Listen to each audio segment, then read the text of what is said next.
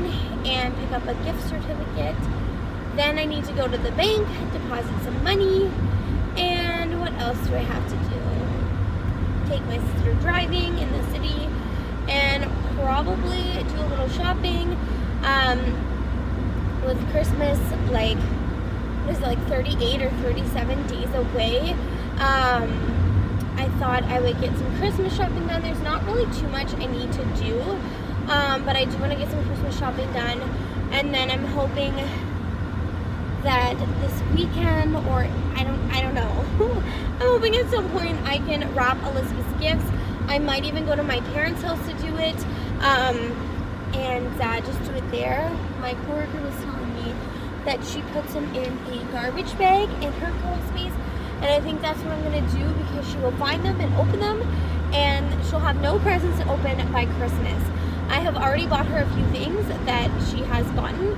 Basically, anything that I've gotten from like a mom-to-mom sale, she has discovered them because she's had to come with me, just because that's how it turned out. I needed it, or like whatever, right?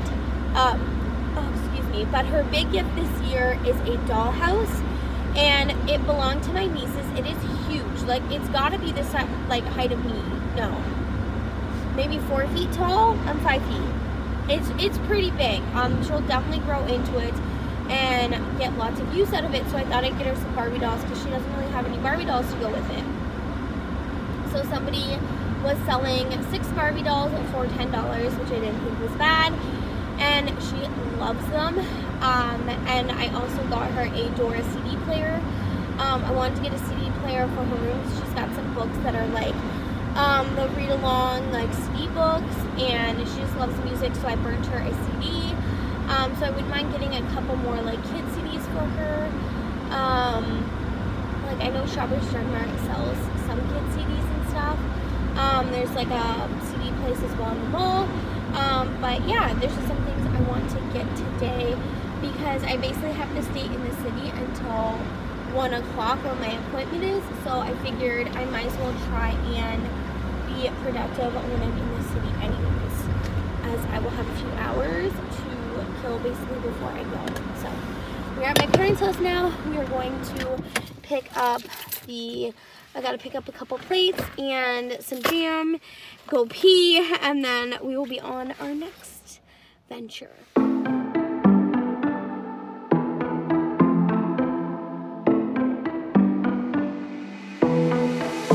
It was a Thursday night when I first saw you. Those green eyes caught me. Yeah, it was crazy. Alrighty, so apparently, I don't know, it doesn't look like they're open. I called, nobody picked up. But it looks like you can buy a gift card online. So that's what I did. Oh, let's see.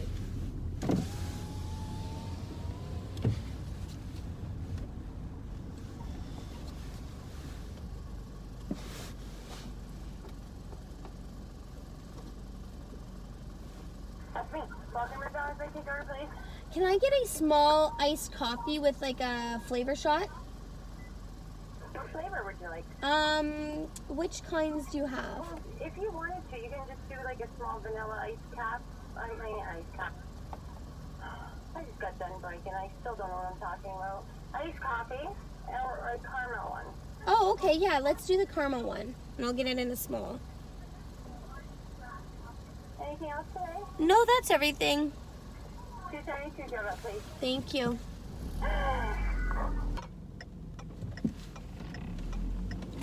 Not bad. I don't know if I can taste the caramel.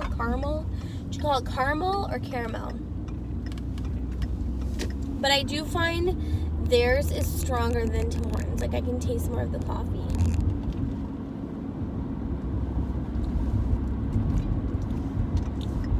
Yeah, I don't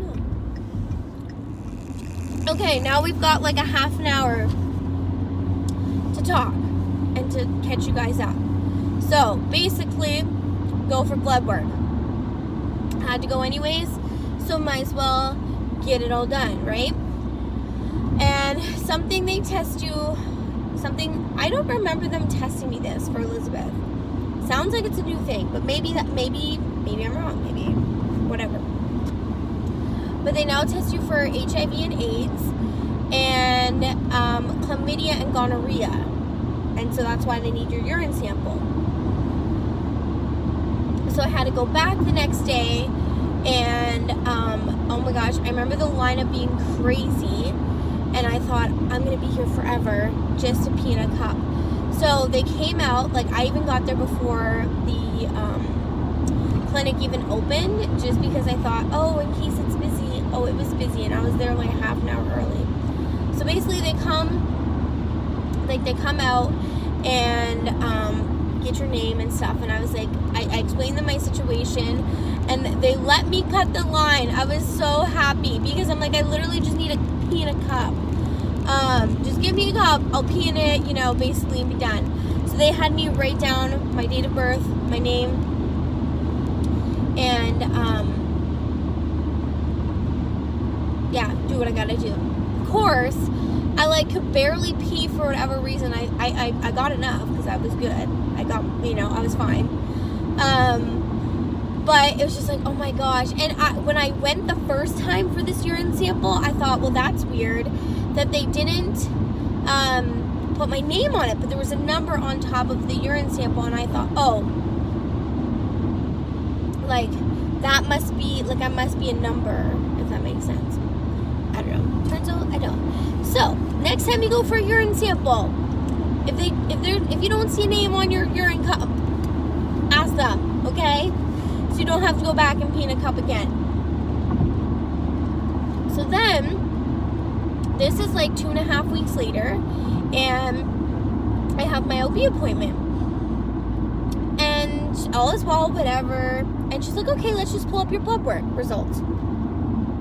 And she's like, well, that's weird, they're not here. So she's like, okay, let me just call some people, blah, blah, blah. So I thought, okay, maybe they called my family doctor and never gave the results as well to my OB. So they're to get back to me. So I thought, well, while I wait, I'm calling my family doctor. I don't know who they called, and I want to get to the bottom of this as well. And the receptionist said, yeah, that's really weird. Usually we'll get a notification that one of our patients got blood work done and it's being sent, and we never even got that. So I'm like, wouldn't that be a red flag? And they're like, you're sure you got blood work done? I'm like, yes. I went, like, I was like, yes. This was not a, did I go, did I not? No, I went. So, yeah, she's like, we don't have anything either. So I can't remember if, I think it was my OB office that called the company that does the testing. I think it's in Toronto or something, to do the testing, and they didn't have any results. But with this specific testing, you have to go between like 11 and 13 weeks. And because I was 15 weeks at the time, something like that, I'm now 19 weeks. Yeah, that makes sense, yeah. I didn't qualify, so I had to get different blood work done. So, like basically kind of like, because we screwed up, you didn't get your results, we can give you this test. And technically, like, this isn't a test that you usually would take unless they were concerned, but because I didn't get the testing done the first time, they kind of gave me this. I hope I'm making sense. And I felt like I was robbed of my rights. Like, I'm like, and they didn't see anything wrong with the ultrasound, everything was fine, but I'm like, no, I have a right to get this kind of blood work done. I want it done. Like, you guys kind of messed up, or whoever, right? And, you know, I want it done. So I did, and I haven't heard anything. They're going to go over my results today, so hopefully all is well. I feel like if it was something really serious, they wouldn't wait until this appointment to tell me. They would tell me sooner. So, and I know it doesn't take 4 weeks for my blood test results to get in. So, yeah, I go back today.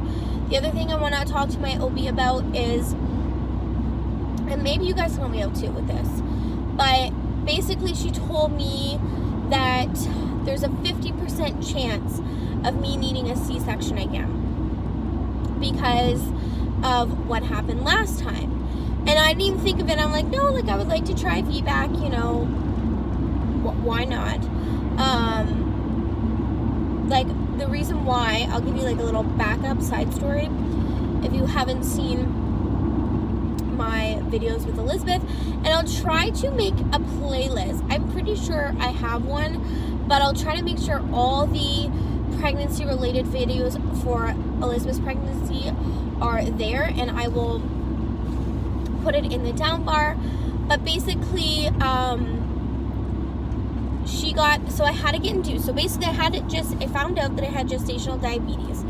And where I live, they consider that a high-risk pregnancy. I'm just saying where I live because I don't know, it could be different for everybody else. And they didn't want me to go over my due date. They wanted me to be induced if baby didn't come on its own or her own. And yeah, that was that. So they were monitoring me near the end. Oh my god, I don't know where it started. Oh my gosh. But basically I had to get an NST, non-stress test every week, yes, and an ultrasound every other week to see how baby was measuring, making sure baby wasn't too big. Because what happens is, with gestational diabetes is, what can happen is the babies get too big too fast, right? And so they're born prematurely. So even though they're weighing 7 or 8 pounds, maybe even more, they're not ready. Like they're not full term, right? And they, you know, should be cooking for a little bit longer. So everything was doing well. At 38 weeks, they guessed that baby was weighing 7 pounds 11 ounces, which is good, right? But it's just a rough estimate, right? So I got induced, and she ended up getting stuck at 6 to 7 centimeters, and they ended up having to do an emergency C-section because I ended up getting sick. I ended up having a fever, and I got sick, and baby's heart rate was going up. So I'm like, yeah, that's fine. And at this point, you gotta think, I went in on Thursday to be induced. 12 hours later, if nothing happened, I was to go back. So I did. Nothing happened. Not a contraction, not. And could you imagine? I don't know. It was so hard to keep myself busy. I tried to nap, just relax, watch a movie, and at that point, my husband he started his vacation because he told his boss, because they're really good about being flexible with your vacation. Like, basically anytime in May, Ashley could be having her baby. So he took his time off there. So we spent time just hanging out, and like nothing happened. Not a contraction, like nothing, okay? So we went in 12 hours later. So it was like 10 o'clock at night, and it wasn't until like 12:30 that we saw my OB because she was so busy delivering babies. They said in the 24 hours I had been there, they had delivered 19 babies. So finally at 4 a.m. on Friday, I got a room and I was all set up because it was like they were just so busy. And I wasn't really deemed as like an emergency. When they checked me when I got there, I was only 1 centimeter dilated, and they're like, we could send you home because technically if you're not at 4, you're out the door. That's kind of like their, I don't know what you want to call it, their policy. That's the word. But we're going to be asking you to come back in like 5 hours. So they're like, that's up to you. And I was like, no, I'd rather just stay, get a room. Mind you, we didn't know we weren't going to get a room until like 4 o'clock. We were supposed to get a room at 3:30, but then there was an emergency and they had to bring me back to OB triage. So I didn't get a room until 4. So then Friday basically is when it all went down. And then Saturday is when I ended up having the C-section. She was born at 12:03 a.m. And then because of a C-section, you are allowed to stay for 2 days. So I didn't leave the hospital till Monday. I was there from Thursday till Monday, basically. So this time around, I would like a vaginal birth. I would like to. However, I do not want to be at the hospital for 5 days, especially with Elizabeth. Like I've never been like 9 hours away from her. And with this pandemic, who knows what April's gonna bring, what the policy is gonna be. And not only that, like, I'm still gonna be away from her, right? Like, even if some miracle happens and this COVID thing is gone, I'm still, you know what I mean? It's still not gonna be the same. We're not gonna be home. So if it comes down to it, yes, I'm going to get a C-section. Honestly, I think I'm going to wait until, if I don't have gestational diabetes, I'm a probably still stick to the vaginal birth. But if they tell me I have gestational diabetes and I'm going to have to get induced anyways, I will probably opt for a C-section anyways. I would love to have a vaginal birth, but I'm just I just like to have the experience. I've experienced a C-section, now I'd like to experience a vaginal birth. And some people might be rolling their eyes and having their opinions. But I will say, there are people out there that have negative opinions about a C-section, right? And I know horror stories with vaginal births. So, I don't know. Like, by that Wednesday, I had Elizabeth Saturday. By Wednesday, I felt fine. I felt great. I didn't have to wear those popsicle pads or anything like that because I had a C-section, right? It was more my abs than anything. I didn't have hemorrhoids or, I don't know, like, it was a good overall postpartum healing experience. I felt like it was pretty good. My C-section scar, like, healed up beautifully, and I didn't have any, like, issues, right? Like, I don't know. So, yeah, I don't know where I'm really getting at, but that's my thought process on that. And you know, this is our last pregnancy, right? We only want to have 2 kids, so if I have a C-section, you know, that's fine, but I just would like, you know, a vaginal birth, if possible, but we shall see. So I want to talk to my OB again, and maybe there's something she knows that I don't know, but I'd love to know why is it a 50% chance? Like, I feel like what happened was such a unique situation. Like, what are the odds that this baby's gonna get stuck at 6-7 centimeters? You know what I'm saying? So that's my thought process, I don't know. This is just what I'm thinking, right? So, that's what's going on with that. So that was my little fiasco with the blood work and all that stuff. And then other than that, things have been going well when it comes to doctor's appointments and stuff. Symptoms wise, I bet you it was closer to 17 weeks this time before I started feeling better. And I was so scared that I was gonna have just like this pregnancy where I was nauseous all the time. And who knows, it could come back in my 3rd trimester, right? Or anytime. But it feels so good to feel like yourself again. But yeah, I just thought I was gonna be nauseous forever, and it was just not a fun feeling. So now I get to look forward to the heartburn and the back pain. The back pain's not as bad. I get it here and there, nothing too crazy. I remember needing my pregnancy pillow way more than I did this time around.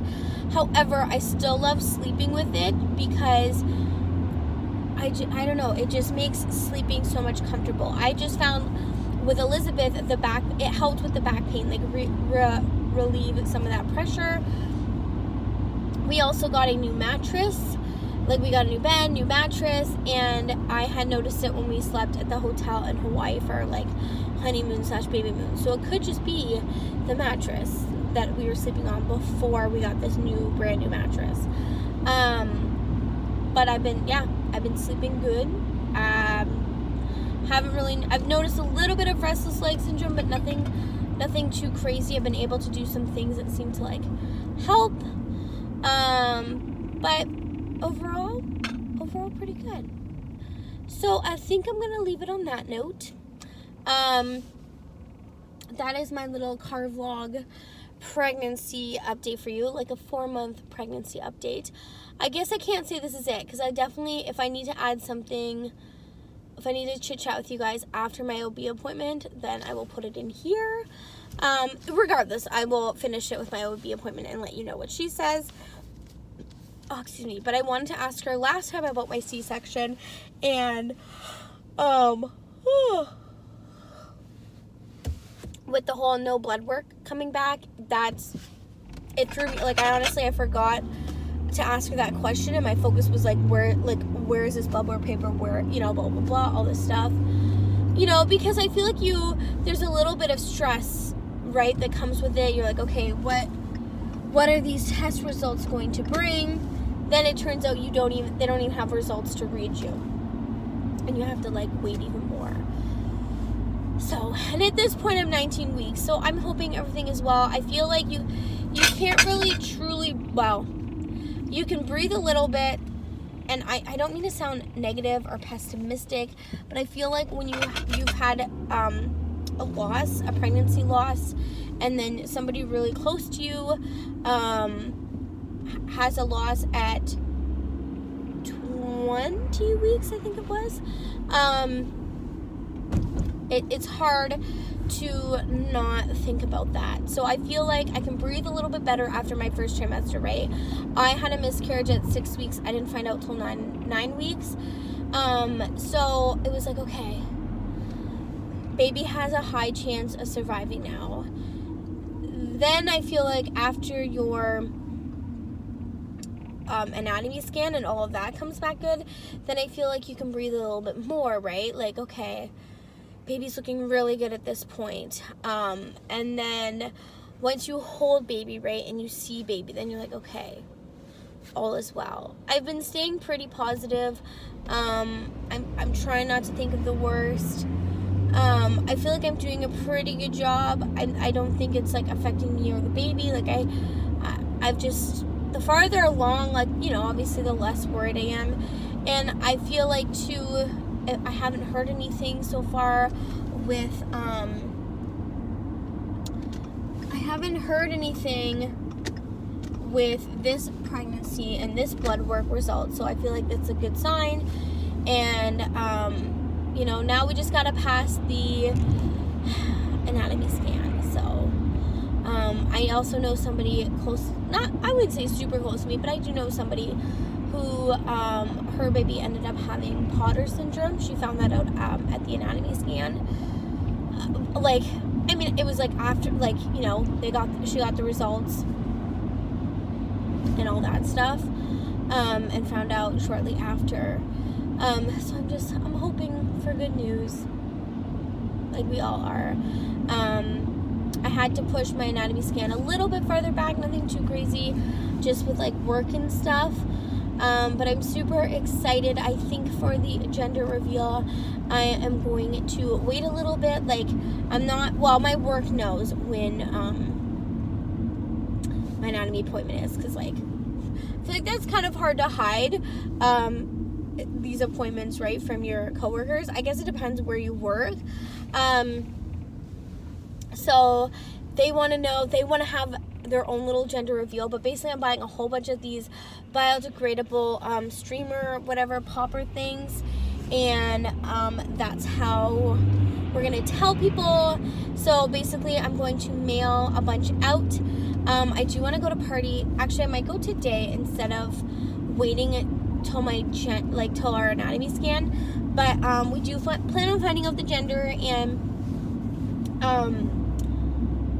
whatchamacallit, I'm gonna mail some because I have family that live far away, and with this whole pandemic, and it's just a funny time that I'm finding out, right?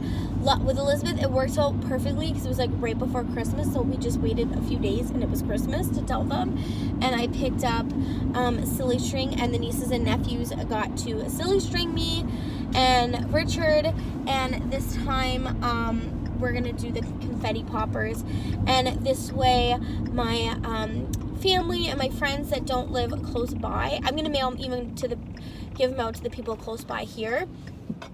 but I'll mail them to those that live farther away. They can see, they can experience this gender reveal themselves. And yes, I could just do something live, but I feel like that's kind of boring. Like, I just feel like they would want to physically be holding something and that anticipation, right? So yeah, that's what we're gonna do. And yeah, I feel like I'm having a girl, just with the everything. It's just a very similar pregnancy with Elizabeth. So yeah. And my coworker, I swear she's like a psychic. She's been right about all of our coworkers that have had children, and she thinks it's a girl. So yeah, I don't know. If it's a boy, I mean, hey, I'm cool with that, but pretty sure it's a girl. Alrighty, I am going to text my sister, let her know that I'm here. Sorry for the long chit chat, but I don't know, I just wanted to keep you guys updated, let you know. And yeah, I guess, I don't know where this vlog is going to take us, but it's gonna take us somewhere. And yeah, there might be 2 parts, so stay tuned.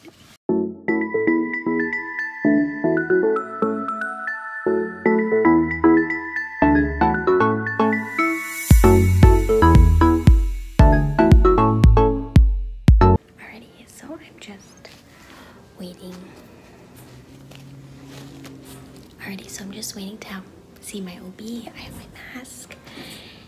And yeah, see what she says. Okay, appointment went really, really well. Blood work came back fantastic. Now I go back in another 4 weeks to see my OB, and that actually works out really, really well. I think they almost do that on purpose to, not on purpose, I think it's more, well, maybe not on purpose, but my anatomy scan will be like basically in 2 weeks, and you know, that gives them plenty of time to go over my results. So I am headed home now. I love my OB. Like, I love her. She's fantastic. So yeah, she found baby's heart rate like right away, which I feel like is kind of normal at this point. Like, I'm 19 weeks, so you know, you're finding it so quickly. Also, everybody and their brother is leaving right now. I've never had it this backed up. Oh my gosh. Alrighty, so I am on my way home now. I feel like the last time I talked to you guys, I was like stuck in traffic, I guess, stuck in the parking lot. I don't know what happened, but I ended up using the other exit to get out, so there was like nobody there, which was perfect. Yeah, now I am on my way home. Pretty sure I mentioned it, but everything at my OB appointment went really, really well. I have to go back in 4 weeks. In about 2 weeks, I have my anatomy scan. So I hope you enjoyed this vlog. I feel like it was a little bit on the longer side because I like caught you up with like all things pregnancy. I don't think I'm gonna add my Old Navy haul in here. I think I'm going to do like an IG story or something. I've actually never done an IG story, but I think I'm gonna do it over on Instagram.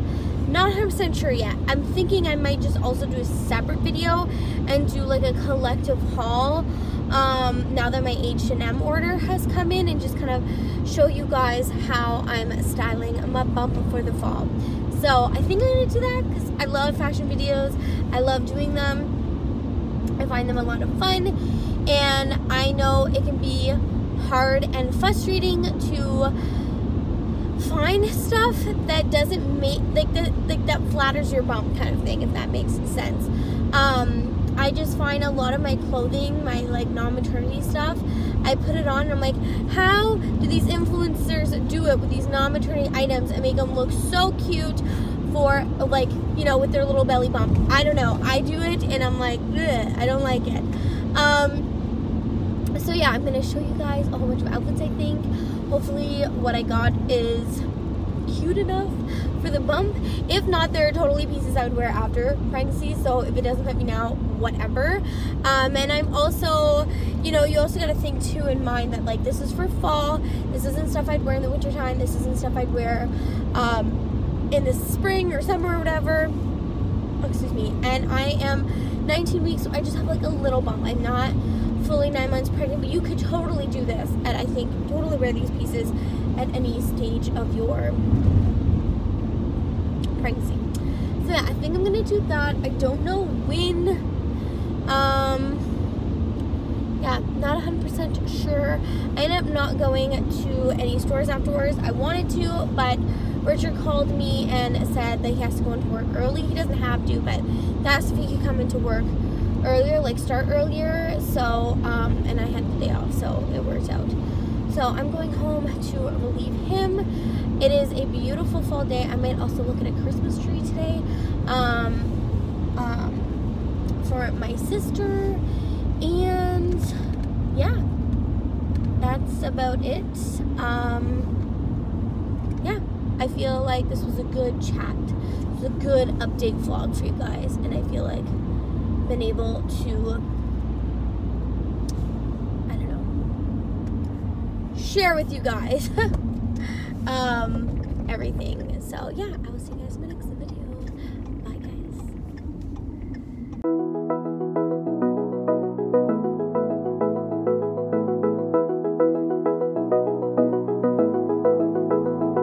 I wanna get to your clothes, gotta get it right now. I wanna push all the limits with you right now. So watch your feelings, the city's screaming, we're not coming home tonight. We're living quick in the world, gotta get it right now. People talk and tell what you wanna hear now, but they all disappear, they will let you down. So we better stick together, let's come whatever, we're not coming home